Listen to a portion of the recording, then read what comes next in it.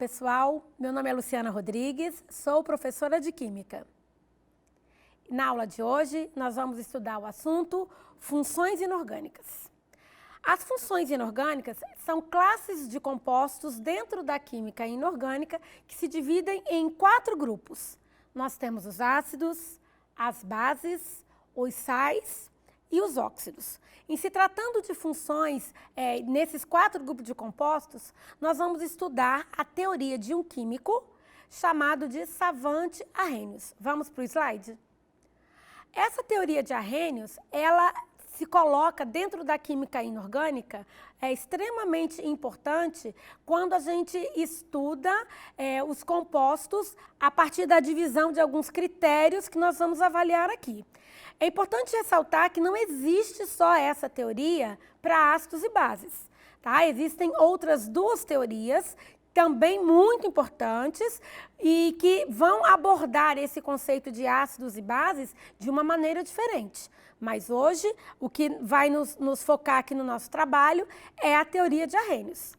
Então, Arrhenius ele é muito claro quando ele trabalha com o conceito de bases e de ácidos. A identificação para os ácidos e bases de Arrhenius, ela é bem visual.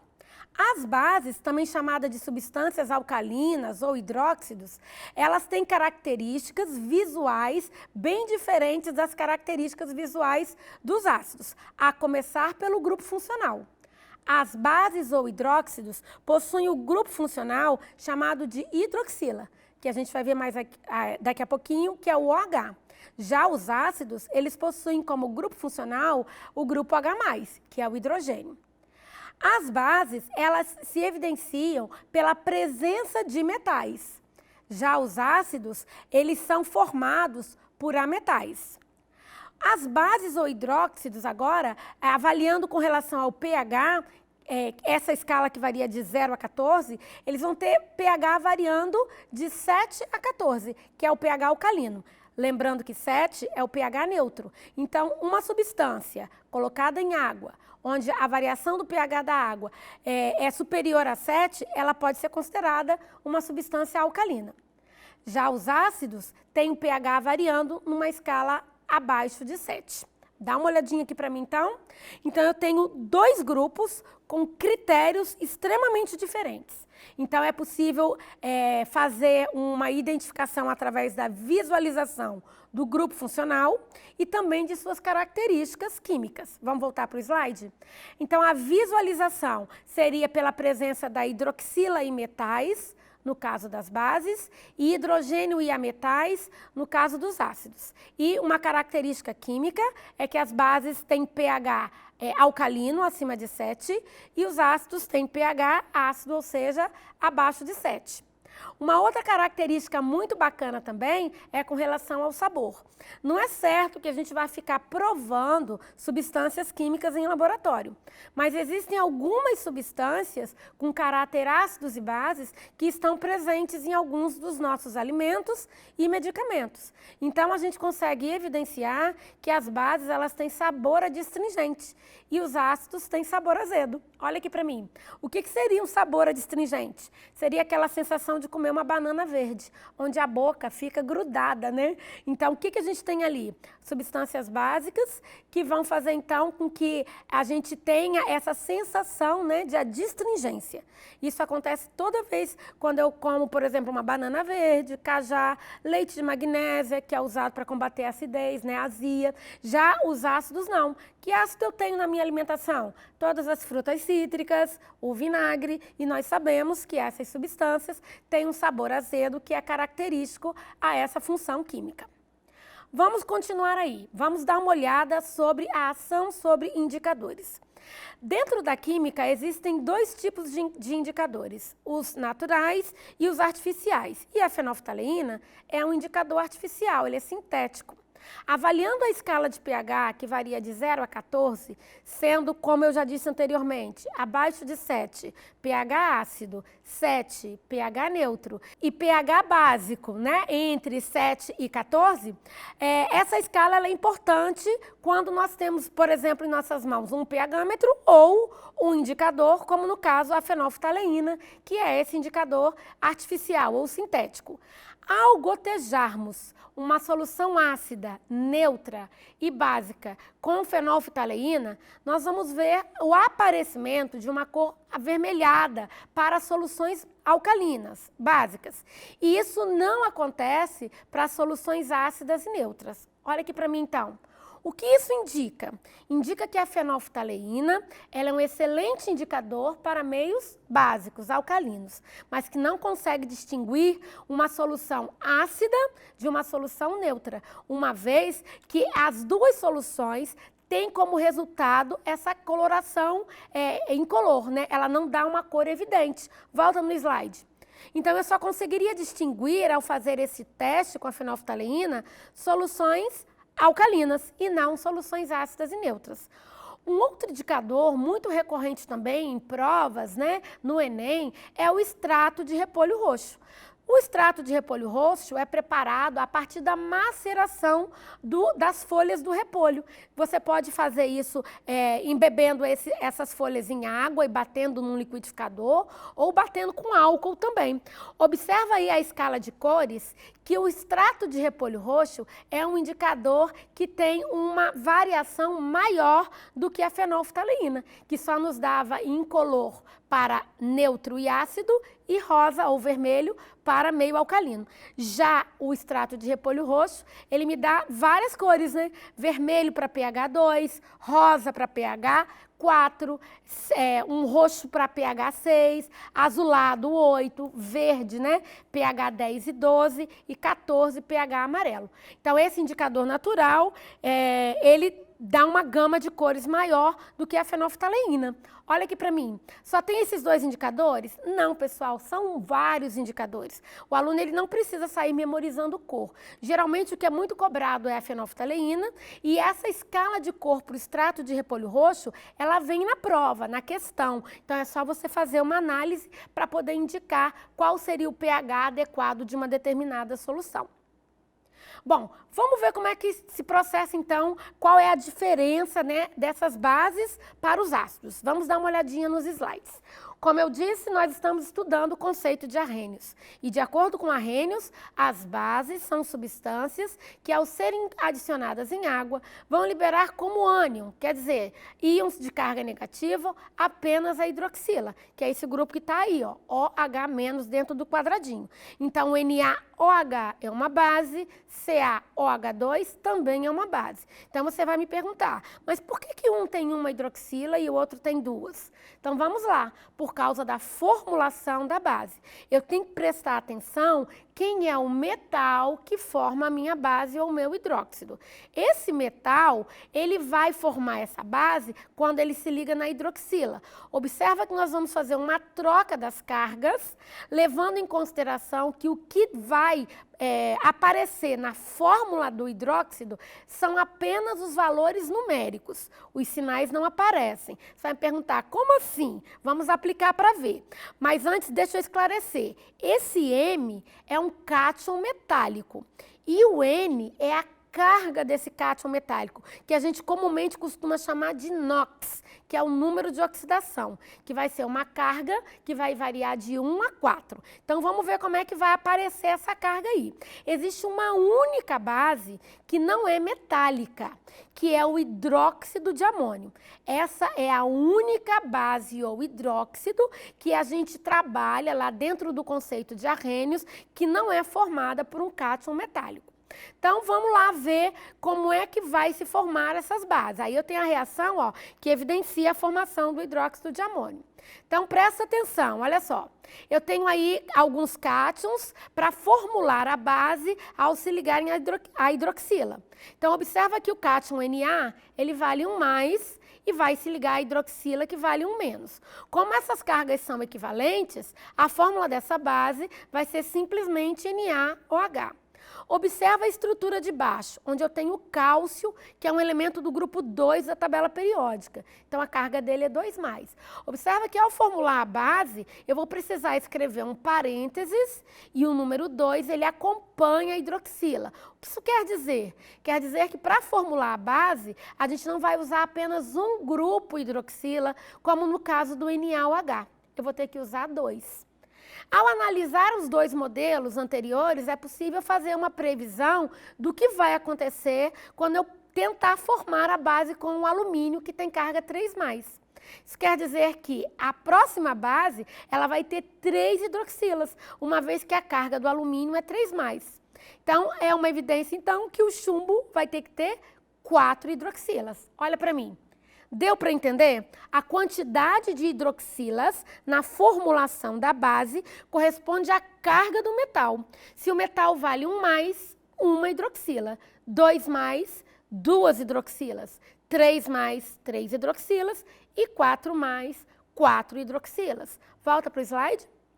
E por último, a nossa única base e exceção, que eu falei anteriormente, que é o hidróxido de amônio. Os alunos têm muita dificuldade, às vezes, em montar essa base, mas eu tenho certeza que você não vai ter. Observa que a carga do íon amônio é 1+, a carga da hidroxila é 1-, então a fórmula do hidróxido de amônio é simplesmente NH4OH. Então é uma base recorrente, importante, e a gente precisa saber como é que monta essa fórmula. Bom, vamos então agora tentar dar nome a essas bases? A primeira coisa que eu vou ter que fazer, mais uma vez, é identificar o metal que forma essa base. Por quê? Porque é uma maneira diferente de eu colocar o nome, de eu dar o nome para uma base formada por metais com número de oxidação fixo ou por metais com número de oxidação variável. Olha aqui para mim.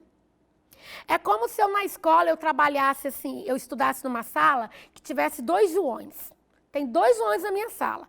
Aí a coordenadora vai chamar o João. Ela vai chegar na porta da sala e vai falar assim, João, os 2 Joões vão olhar e vão pensar, será que sou eu? Então eu preciso fazer uma referência maior. Que João é esse? A mesma coisa acontece quando eu vou dar nome para as bases. Existem metais, pessoal, que têm uma carga sempre fixa, ou seja, que não vai variar. Então, eu não preciso fazer referência à carga desse metal. Porém, quando o metal tem número de oxidação variável, carga variável, eu preciso indicar qual é o metal a que eu estou me referenciando. Vamos voltar para o slide? Observa aí de novo. Quem são os metais que têm número de oxidação fixo, ou seja, que formam apenas uma base? São os metais do grupo 1, do grupo 2, o alumínio, o cádmio, o zinco e a prata. O nome dessas bases vai ser escrito apenas como hidróxido de e o nome do metal. Porém, se o número de oxidação for variável, eu tenho 2 maneiras de nomear essas bases, que é usando a indicação do NOx através de um algarismo romano ou usando um sufixo que pode ser oso ou ico. Olha aqui para mim. Oso é um sufixo utilizado para o íon de menor carga. A gente até brinca, pequenoso. E ico é o sufixo usado para o íon de maior carga, grandico. Então, pequenoso, grandico. Vamos aplicar? Então, eu não posso esquecer dessas 2 regrinhas. Primeira coisa, identificar o metal, observar se ele é fixo ou variável para poder dar nome. Vamos olhar então os exemplos. Aí eu tenho NaOH. O elemento que eu tenho formando essa base é o Na, é o sódio. Ele é um elemento do grupo 1. Então, ele se enquadra na classe dos metais de NOx fixo. Então, o nome dessa base vai ser hidróxido de sódio. O próximo metal que eu tenho formando a base é o cálcio. Se você tiver aí na sua frente agora uma tabela periódica, você vai observar que o cálcio é um elemento do grupo 2. Então, ele tem número de oxidação fixo. O nome dessa base vai ser apenas hidróxido de cálcio. Agora eu tenho o alumínio, que de acordo com a regrinha que a gente viu, também tem número de oxidação fixo. Então, o nome dessa base vai ser hidróxido de alumínio. Observa agora que os 2 próximos exemplos, eu tenho o metal ferro, que forma o cátion de carga 2 e o cátion de carga 3. Então, na hora de dar nome, pessoal, eu preciso indicar. É a mesma história do João. Quem é o ferro? É o ferro de carga 2 ou é o ferro de carga 3? Então, a gente vai ter que indicar através de algarismo romano, escrevendo hidróxido de ferro 2 e o de baixo, o hidróxido de ferro 3. Lembrando que eu também posso adicionar o sufixo oso e ico. como 2 é um número menor do que 3, entra o sufixo oso, porque a carga é menor, ferroso. E para o 3, entra o sufixo ico, férrico. Olha aqui para mim, então. Metais com número de oxidação fixo, eu não preciso indicar a carga do metal. Hidróxido de sódio, de lítio, de potássio, são hidróxidos do grupo 1.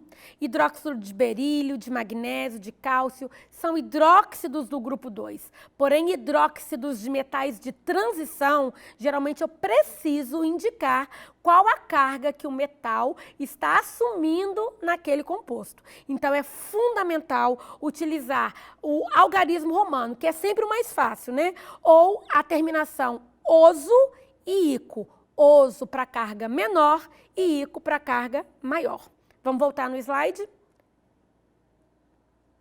E, por último, nós temos, então, o NH4OH, que é aquela base que eu falei para vocês, exceção, que é o hidróxido de amônio. Ela não está na tabela periódica. Observa que o amônio é formado por nitrogênio e hidrogênio. Então, você não tem como encontrar esse grupo na tabela periódica, porque eles estão separados. N tem sua posição e H tem a sua. Então, o amônio é um nome que foi dado pelos químicos a esse grupo quando ele se liga para formar compostos que contenham, né, pode ser uma base ou um sal, aqui no caso, uma base. Vamos dar uma olhada, então, agora nos ácidos, pessoal. De acordo com o conceito de Arrhenius, observa que é bem diferente agora. Como eu disse para vocês, é uma questão visual. As bases e os ácidos, eles têm características visuais diferentes. Os ácidos vão ter na sua estrutura não mais a hidroxila, que é o OH, vão ter na sua estrutura o H. Então, o grupo funcional dos ácidos é o hidrogênio. Olha aqui para mim. Bases, grupo funcional, hidroxila. Ácidos, grupo funcional, H+. Volta no slide. Então, essa diferenciação, ela é visual e a gente consegue, então, determinar quando um composto é um ácido e quando um composto é uma base.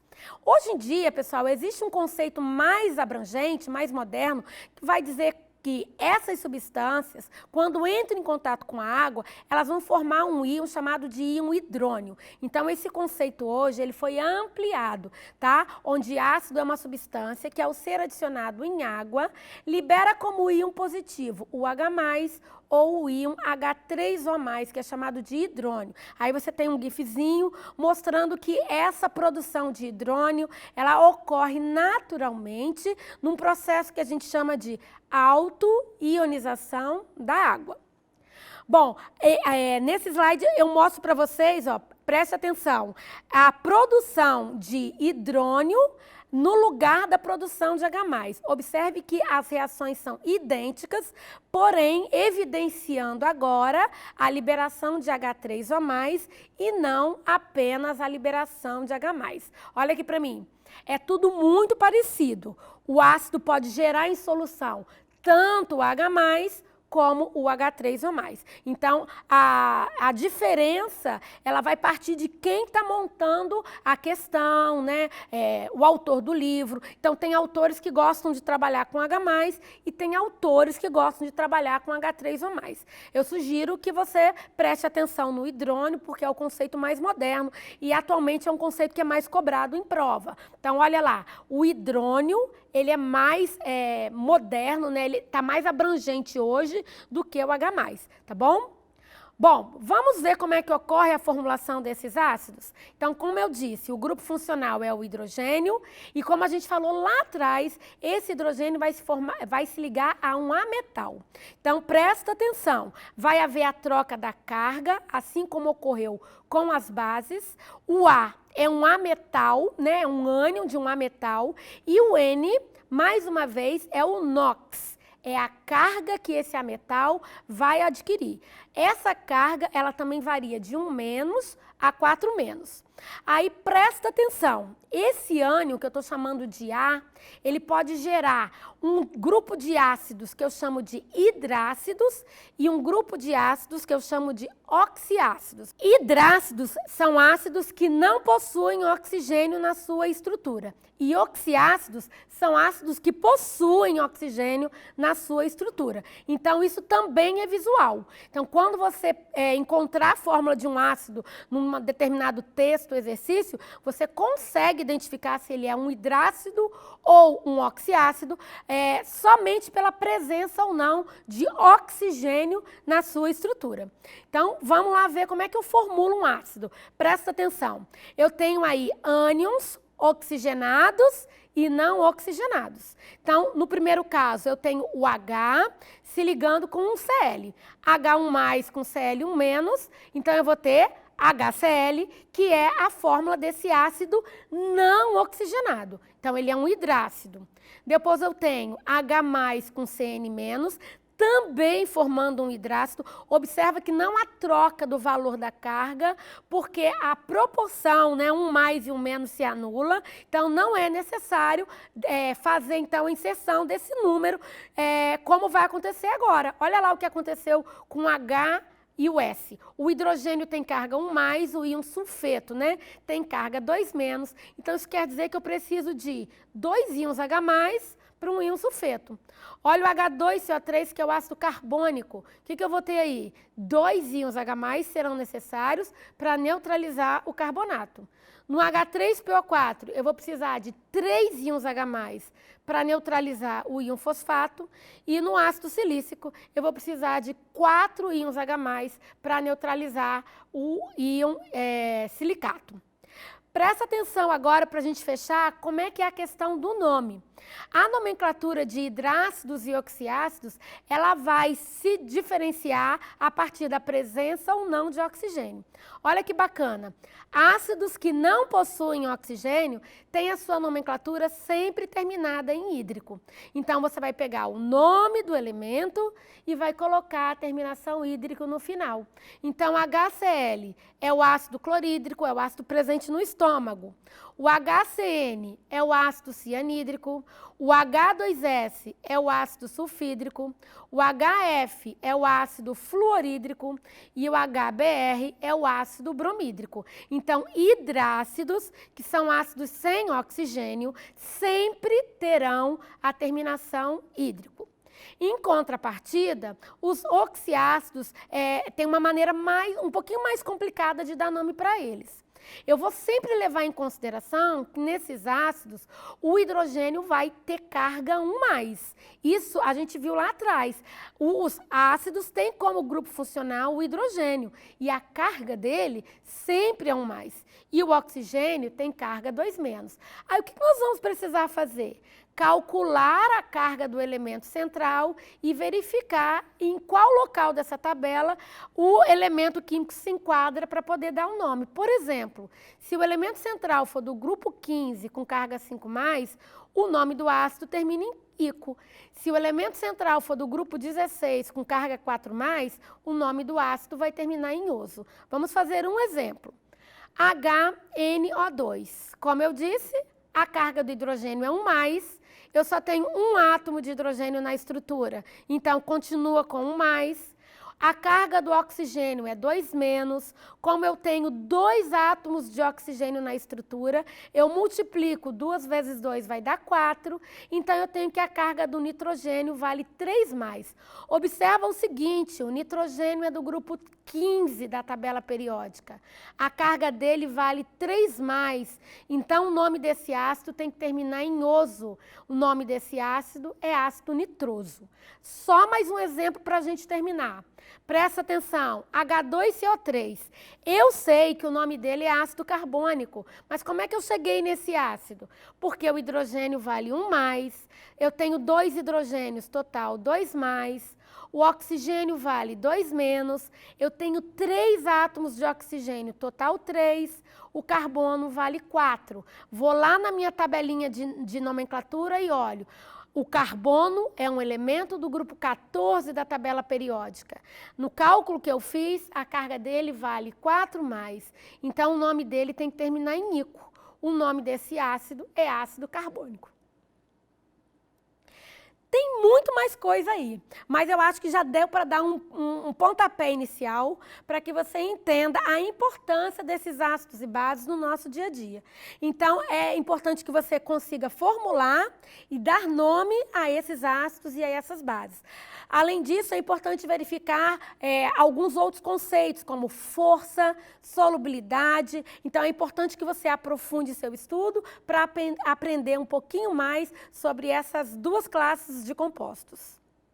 Eu espero que você tenha gostado e até uma próxima. Agora é fazer bastante exercício para fixar o conteúdo. Até mais!